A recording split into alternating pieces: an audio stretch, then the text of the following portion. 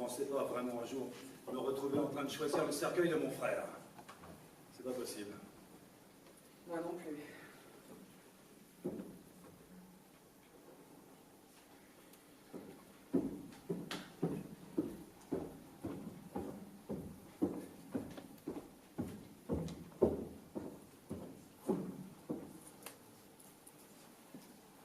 Bonjour, messieurs, dames. Je peux vous aider? C'est nous qui vous avons appelé hier pour Antoine Guérin. Ah oui. Oui, bien sûr. Veuillez me suivre dans mon bureau, messieurs, dames.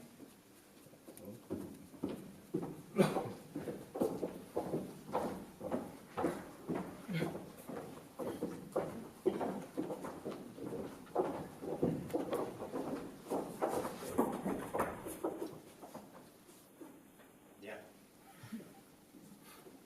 Tout d'abord, je vous adresse mes sincères condoléances. Monsieur. Nous sommes ici aujourd'hui pour parler de l'enterrement de votre frère. Vous souhaiteriez faire une cérémonie de type plutôt sobre avec de la musique classique. Classique. Oui, classique. Il souhaitait un enterrement classique. Non, papa. Je pense pas que ce soit une bonne idée, la musique classique. Tu sais vraiment ce qu'il écoutait, toi, comme musique? Non, mais on va mettre du Mozart, du classique. Il adorait les comédies musicales. Eh bien non, on va mettre du classique, ça plaira à tout le monde. On n'est pas là pour faire plaisir à tout le monde, c'est lui qui est mort. Donc c'est à lui qu'on doit faire plaisir. C'est vrai, on est quand même là pour exécuter ses dernières volontés, non? Et moi, je voyais toujours... Bon. Alors. Et sinon, monsieur, vous avez déjà décidé de quelque chose pour le choix des textes lors de la cérémonie? On va faire quelque chose de classique. Quelque chose, des textes déjà tout prêts, quelque chose comme ça, peut-être. Oui, oui, bien sûr. Oui, monsieur.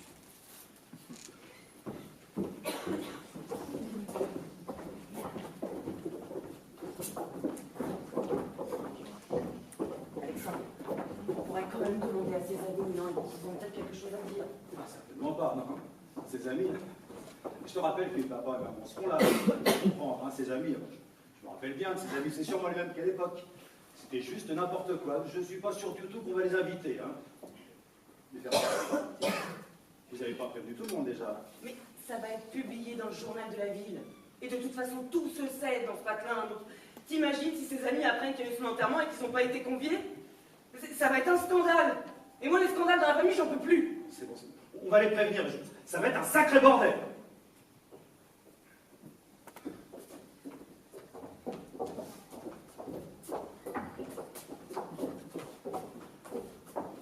Si vous le souhaitez, nous avons effectivement des textes déjà écrits qui fonctionnent bien, dont le fameux poème « Comme quoi votre frère n'a pas tout à fait quitté la terre ». Il est tout près, juste à la porte d'à côté. Métaphoriquement, vous parlerez de lui au présent, comme s'il faisait encore partie de nous, de notre réalité. Oui, c'est bien, on va prendre ça. Enfin, c'est pas moi qui vais lire le texte. Hein. Moi, je le voyais plus depuis 10 ans. Donc, je vais rien lire du tout. Toi, Valérie, tu peux le faire. Oui, éventuellement, mais je pense que ce serait bien de demander aussi à ses amis. Mais Valérie, papa, je peux le lire, moi, ce texte. Stéphane, s'il te plaît, tu restes en dehors de tout ça. Je sais pourquoi je voulais pas qu'il soit là. Mais je peux lire ce texte, et même tous les autres, ça ne me dérange pas. Même au contraire. Antoine, c'était mon tonton et je l'adorais. Non, c'est important pour moi de le faire. Bon, ça va. On va parler maintenant du cercueil, du choix du cercueil, parce qu'on n'a pas un énorme budget hein, non plus. Il faut penser au prix de la concession, etc., etc. Je comprends, monsieur.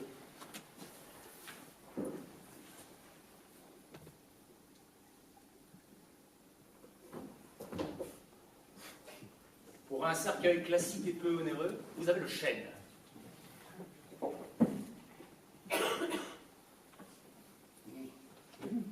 Mais papa, enfin écoute, je comprends pas pourquoi on parle de concession dans un cimetière. Alors que je te l'ai déjà dit. Hein, Antoine, il souhaitait se faire incinérer et pas enterrer.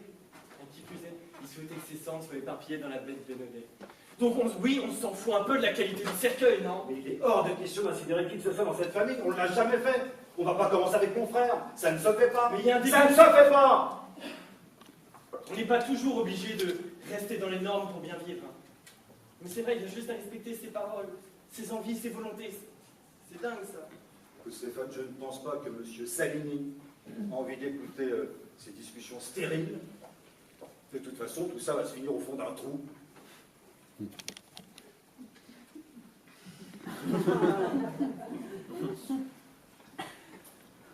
Je comprends bien, monsieur, ne vous inquiétez pas.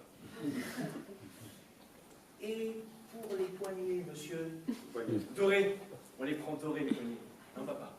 Stéphane, arrête de te mêler de tout, bordel! Mais je sais pas, moi, ce qui va avec. On les prend en doré, les poignets, Valérie?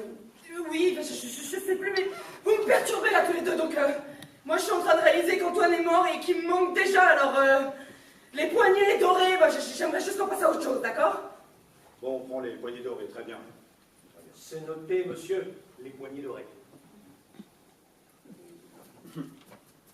Pour les places à l'église, monsieur, vous avez la possibilité de réserver des places à l'avant, pour les proches. Donc la famille, les Oui, la amis. famille. Alors, justement, on a encore nos parents, donc Valérie, toi et moi, on encadrera les parents. Oui, c'est bien ça, d'accord. Il reste Stéphane et les enfants derrière. Et les amis proches, papa. Non, faut pas les oublier, les amis proches. Antoine, il avait plein d'amis et ils ont le droit d'être avec nous, eux aussi. Mais il est hors de question que les amis d'Antoine soient à côté de la famille, hein. Proches ou pas. Surtout si ce sont les mêmes qu'il y a 10 ans. Hein. Ça, c'est pas possible. Et en plus, les grands-parents vont totalement halluciner. Mais c'était sa façon de vivre à lui, comme ça, entouré de ses amis. Et toi, là, tu veux tout casser. Stéphane, pour la dernière fois, mêle-toi de ceux qui te regardent et laisse-nous parler entre adultes responsables. D'accord? Le jour où on te demandera ton avis. Non, là, tu peux tout de même pas faire l'impasse sur Paul. Hein? C'était plus qu'un ami pour lui. Quoi? Paul? Tu veux qu'on invite Paul? Mais je croyais qu'il était plus d'actualité celui-là, mais c'est incroyable. Et tu veux mettre papier mamie à côté de Paul en plus? Stéphane, je vais t'expliquer un truc. Je me suis embrouillé avec ton oncle, il y a 10 ans maintenant, justement à cause de ce Paul. Donc il n'est pas question que je reste avec ce Paul à côté de moi, et encore moins le jour de l'enterrement de mon frère. Point final.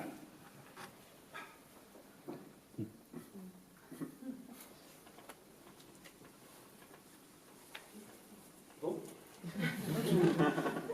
Messieurs, madame, je propose de vous résumer ce que vous avez retenu. Vous avez choisi un cercueil en chêne, avec les poignées d'oreilles. Mozart vous accompagnera tout au long de la cérémonie. Et je vais tout de suite vous montrer les textes que nous avons en stock. En gros, est-ce que cela vous convient? C'est parfait. Exactement ça. Mais c'est pas possible. Mais Valérie, non, tu peux pas laisser faire ça. Mais Antoine, il me l'a dit à moi, qu'il voulait une belle fête, joyeuse pour son enterrement, hein, avec tous ses amis réunis, comme dans une comédie musicale, où tout le monde chante et danse pour conjurer la mort. Et toi, papa, tu veux faire tout le contraire? Tu sais pourquoi Antoine, il détestait la musique classique? Tout simplement parce que ça lui rappelait vos cours de solfège, hein? Vous alliez tous les deux quand vous étiez petits. Ouais, ça lui rappelait une époque où vous étiez encore complices. Comment tu sais ça, toi? Mais parce que j'y vais à ces soirées. Tu perds la tête ou quoi? Ces gens-là sont des PD. Tu me fais peur, Stéphane. Mais tu comprends rien. Tu me dégoûtes. Je peux faire mon avis. Non, non, attends Stéphane, reviens, je t'en supplie. On va pas se rajouter ça, d'accord? Et toi, tu ferais bien de discuter avec mon fils. Et pas seulement discuter, mais surtout l'écouter. Tu peux plus te comporter comme ça avec lui. Ça va. D'accord? Ça va. Arrêtez de me dire ce que je dois faire. C'est pas le moment de remuer toute cette merde. Je suis fatigué de tout ça, ok? Alors vous allez vous démerder tout seul, et on se retrouvera là-bas. Salut!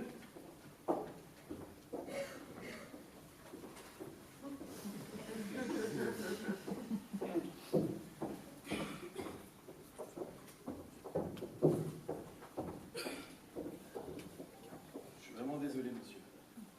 Ne vous inquiétez pas, jeune homme. J'imagine que pour mon enterrement, ma famille vivra le même problème.